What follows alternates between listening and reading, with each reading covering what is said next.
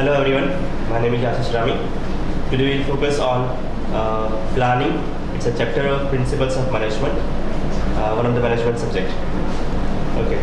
Today's our topics are like planning, what is the significance of planning, what is the purpose, what is the procedure or which are the steps of planning process, then planning premises, types of planning, prerequisites for effective planning and limitations of planning.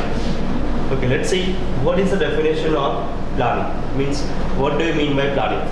Planning का meaning क्या होता है? If you see a basic definition, planning that is a process of bridging the gap between where we are and where we want to be in future. Here you can see even bridge. It's a between present and future. So planning depicts that it's a bridge between present and future. अभी हम कहाँ पे हैं और future में हम कहाँ पे जाना चाहते हैं. फ्यूचर के बारे में प्रेजेंट में ही रह के सोचना, that is called planning. Various authors have given so many definitions of planning. Like as we see, according to Mr. Henry Fayol, planning refers to a preview of future activities. Future में कौन कौन सी activities हम करने वाले हैं उसके बारे में हम एडवांस में ही कुछ सोच के रखते हैं, एडवांस में ही कुछ तैयारी करते हैं, प्रिपरेशन करते हैं. That is called planning. It's a process of deciding in advance about what to do, how to do and when to do it, who does what, कौन करेगा, कैसे करेगा, कब होगा. ये सब क्वेश्चंस का आंसर अगर हमने प्लानिंग किया है तो आपको बहुत अच्छी तरह से मिल सकता है. It involves determining organizational strategies and objectives. Company की स्ट्रेटजीज, ऑब्जेक्टिव्स अगर हमको बनाना है तो उसके लिए प्लानिंग उसकी बहुत ज़रूरत पड़ती है. प्लानिंग के बेस पे आप स्ट्रेटजी या तो ऑब्जेक्टिव्स वो बना सकते हो. Now let's see what is the importance of planning. That means what is the significance of planning. First point, primacy of planning, which is a very first function of management. There are 5 functions of management. Those are planning, organizing, directing, controlling and budgeting. So the first function, there is a planning. Without planning you cannot go ahead. Organizing, directing, controlling, staffing, वो सब जितने भी functions हैं उसके पहले सबसे पहला function आता है planning. Planning के बगैर अब आगे नहीं बढ़ सकते. So it is the first function of management. Second, to offset uncertainty and change. Looking ahead for future actions. Future में जो भी चेंज होने वाला है तो उसको अगर रोकना है या तो फिर उसको कम करना है तो उसके लिए आपको पहले से प्लानिंग करना पड़ेगा. To focus attention on objectives. Your objective is profit earning. Planning means specify how much profit to be earn, looking into all facilitating and constraining factors. Objective पे अगर फोकस करना है तो उसके लिए प्लानिंग ज़रूरी होता है. To help in coordination, all department work with overall plan. Coordination के लिए प्लानिंग की ज़रूरत पड़ती है. विदाउट प्लानिंग आप अलग अलग डिपार्टमेंट के साथ प्रॉपर कोऑर्डिनेशन नहीं कर सकते. To help in control, measurement of result against plans. ये let's see the meaning of controlling. Controlling that means what is the task given to the employees, according to those tasks or target, how many tasks or how many target they have achieved, उसको compare करना और उसके बाद जो gap आता है वो gap minimise करना और करेक्टिव एक्शंस लेना. तो उसके वहाँ पे भी आपको प्लानिंग की ज़रूरत पड़ेगी क्योंकि planning that means a kind of target और task. And last, to increase organisational effectiveness. अगर ऑर्गेनाइजेशन की इफेक्टिव बढ़ानी है, इफेक्टिवनेस बढ़ानी है, उनका परफॉर्मेंस अगर बढ़ाना है तो वहाँ पे आपको प्लानिंग की ज़रूरत पड़ेगी. Types of planning. Let's see various types of planning. Which are the types? Basically divided in 5 categories. First, corporate planning. Planning activities at the top level to determine long-term objective. Corporate planning यानी कि generally company में जो top level के जो persons होते हैं, CEO, chairman, director, ये लोग जो प्लानिंग करते हैं उसको हम कॉर्पोरेट प्लानिंग बोल सकते हैं.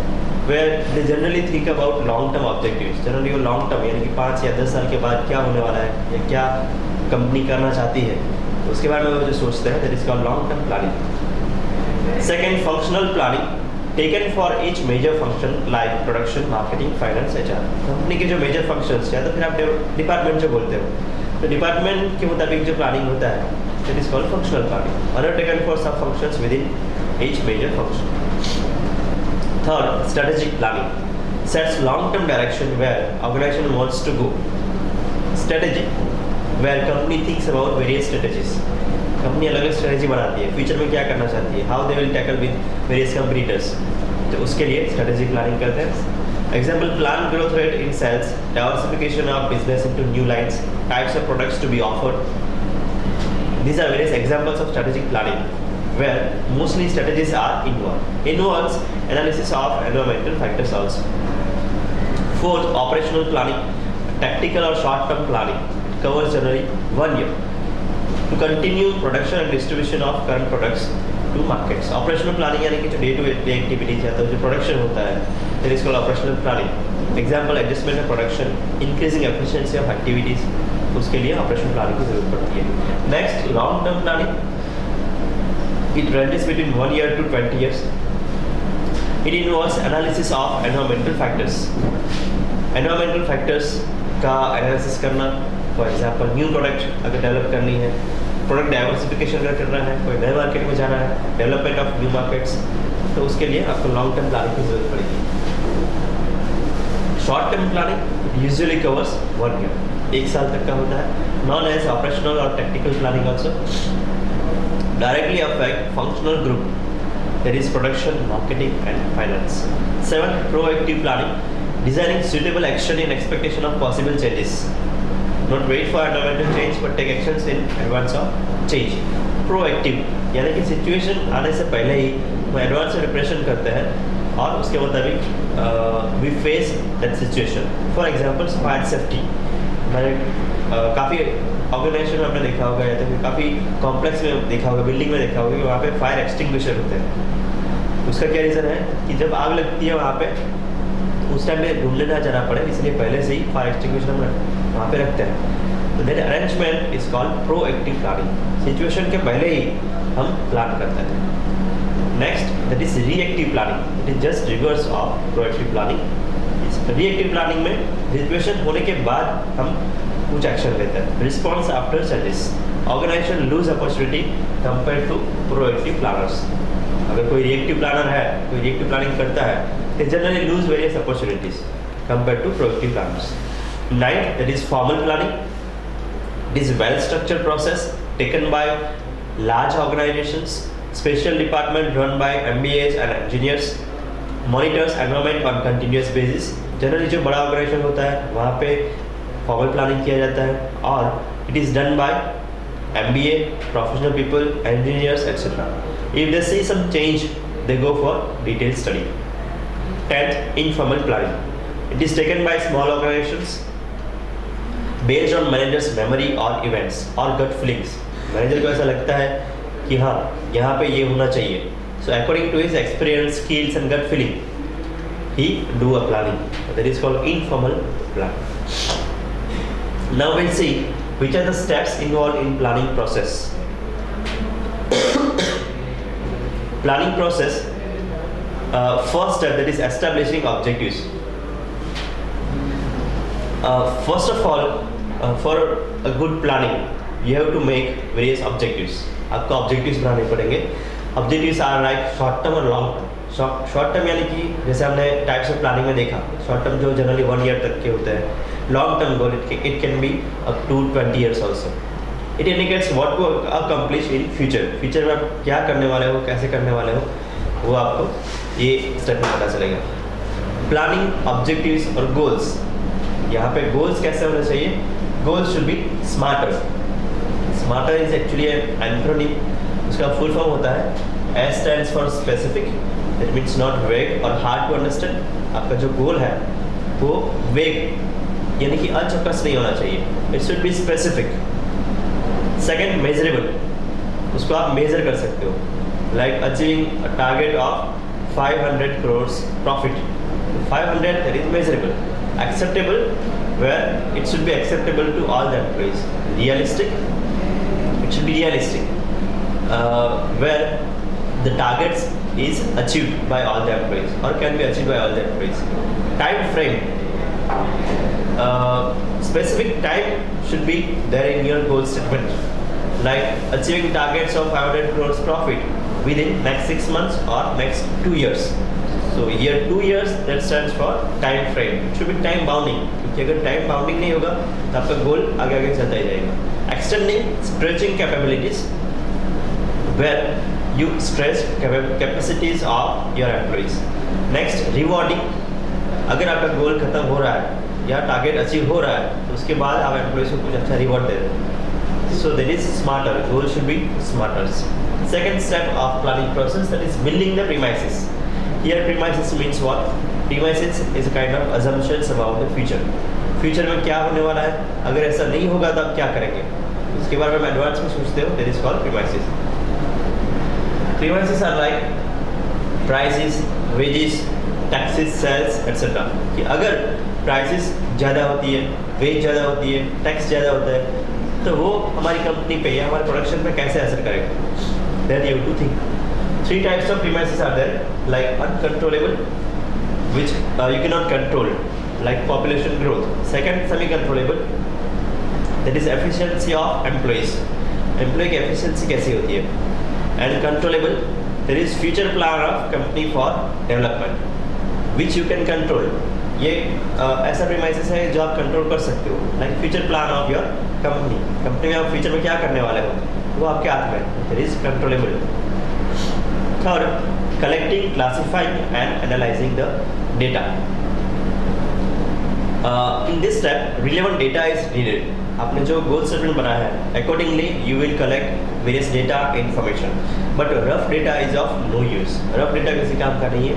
तो हम यहाँ पे क्या करेंगे, वो डेटा को प्रॉपर्ली एनालाइज करेंगे, प्रॉपर्ली टेबुलर फॉर्म या तो चार्ट या ग्राफ, टेबल, उसमें एनालाइज करके फिर उसको प्रेजेंट किया जाता है ताकि वो इजीली आइडेंटिफाई किया जाए.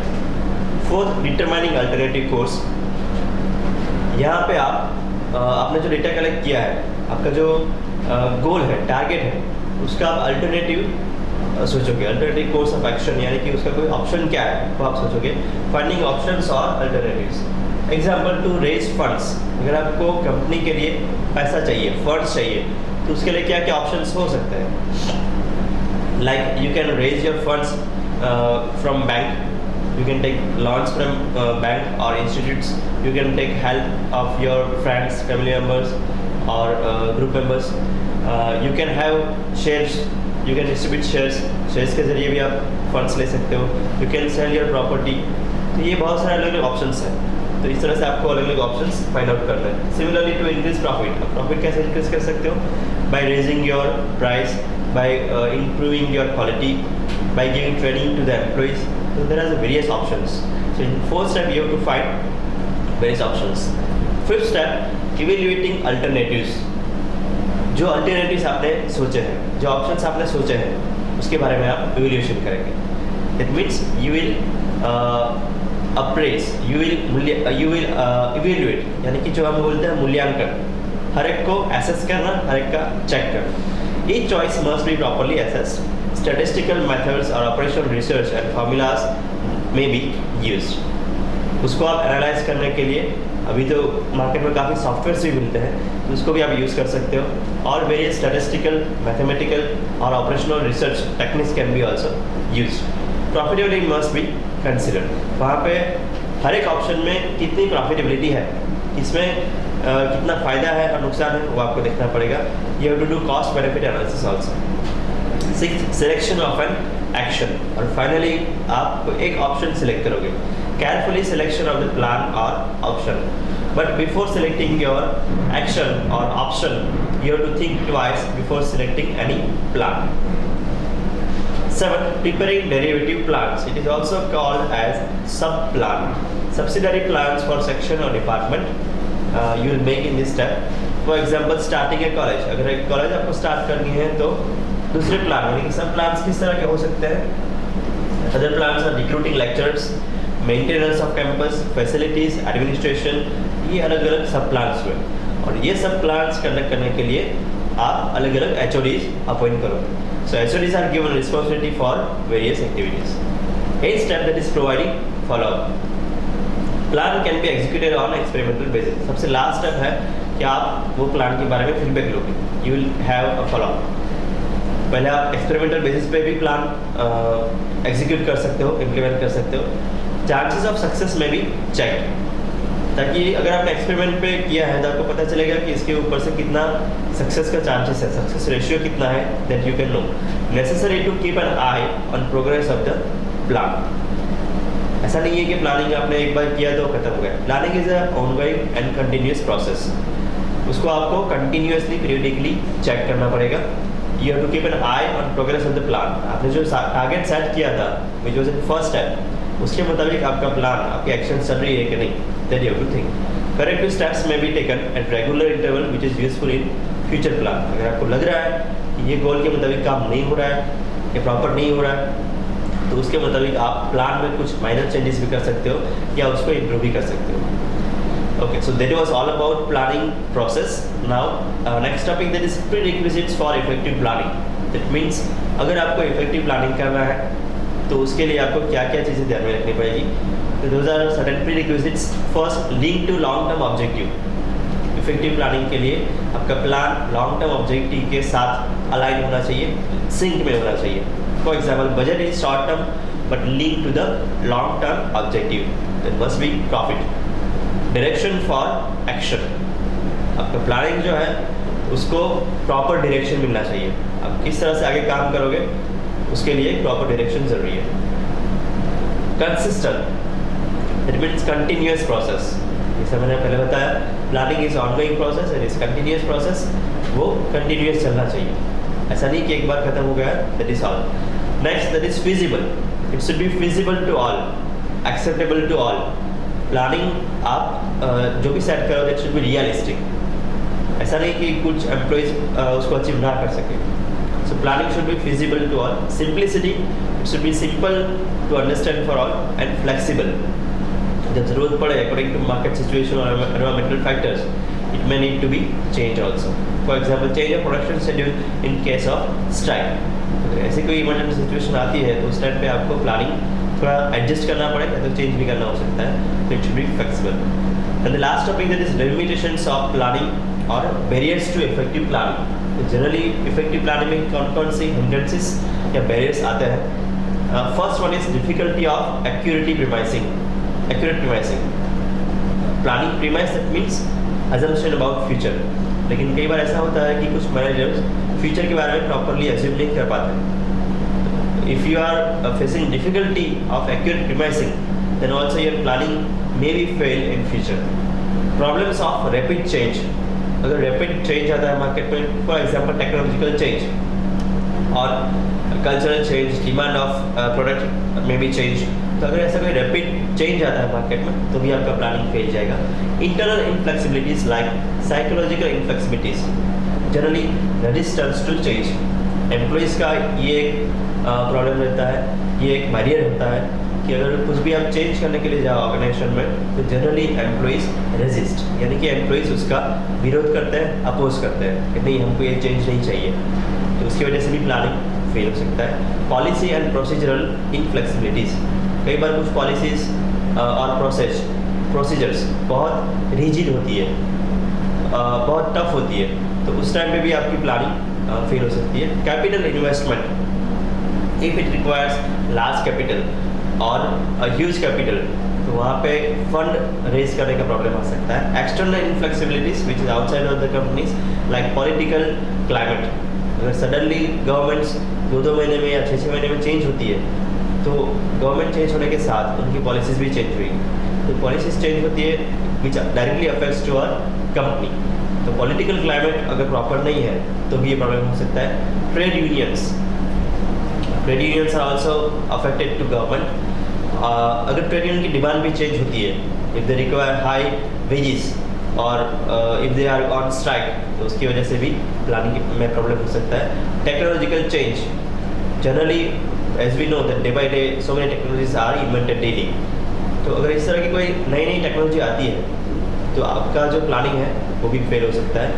Time and cost factor is obviously there, कि अगर आज आपने जो प्लानिंग किया है वो जब आप 6 महीने के बाद या 1 साल के बाद जब आप इम्प्लीमेंट करने के लिए जाओगे तो वहाँ पे उतने टाइम तक बहुत कुछ बदल जाएगा।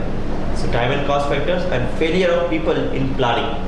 Generally people have some wrong mentality about planning कि फ्यूचर में जो होगा वो देखा जाएगा, अभी से क्या करें। So that mentality is one of the reason of limitations of planning or failure of planning. So that's it for the day. Thank you very much.